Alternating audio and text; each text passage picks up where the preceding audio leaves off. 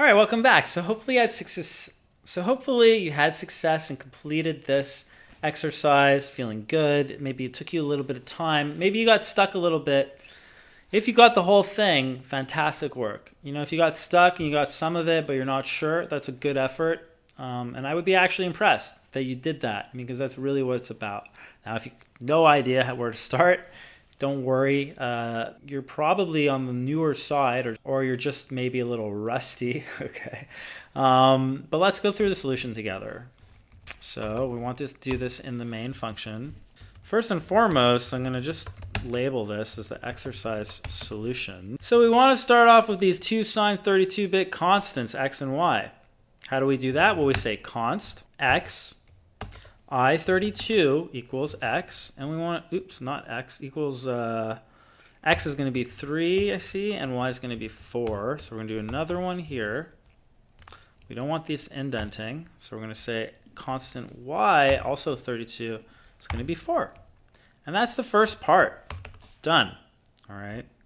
Now, if you didn't remember, it's just a question of going back and practicing. Now, we want to check to see whether or not x is less than y and x is greater than 6. So there's two things happening here. And this AND reminds me of the AND operator. So this could go in an if statement with an AND operator. If you got a little confused, let me show you how we could write this out. So we can say if x is less than y and x is greater than 6, then curly brackets, print. We want to print ln. So if this passes, we want to print into the console fail, right? If this passes as a truth, remember this is checking Boolean, then we're saying no, this fails. Don't get confused. This fails because it passed. That's how we're setting this up. A little tricky, but keep following along, keep following the logic. So that's our first statement. Now we want to add something else. If the check provides a false Boolean, conduct the following tests. So we could write an if statement, but for me, there's more than one way to do this. I'm going to go with an if else, right? I'm going to go with an else because we already have this if statement. So we're going to say, if the check provides a false Boolean, conduct the following tests. And this is setting up to check whether it's true or false. So if this is true, then it's going to do this. Otherwise, it would fail. That's where the if-else comes in.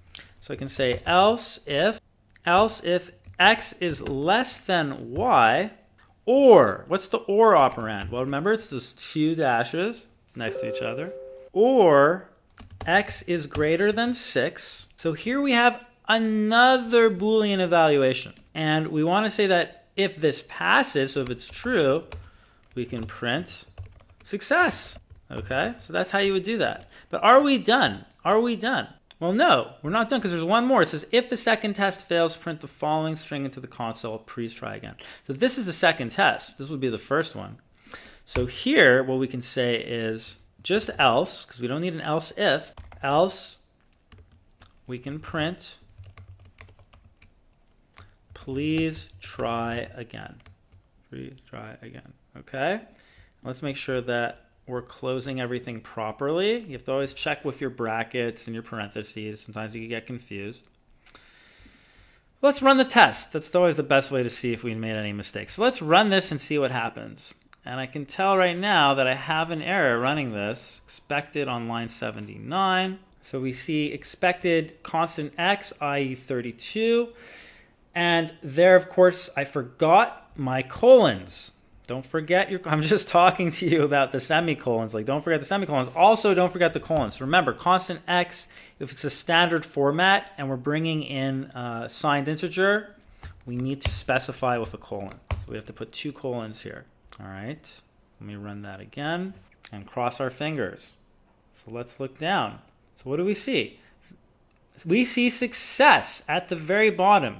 Now, does that make sense? Let's actually check to see that this is working by following the logic. So, logically, let's do some Sherlock Holmes digging. So, x is 3, y is 4. So, is 3, so here's our first statement. So, is 3 less than 4? Yes. Is 3 greater than 6? No. So, this fails because both of these have to be true. So because this fails, this print won't run. This fail will not run. This did not already pass the important first test step. And that could be a little tricky, but I want you to really think about it, because if you unwrap this, you will start to master decision-making structures. Let's go to the next.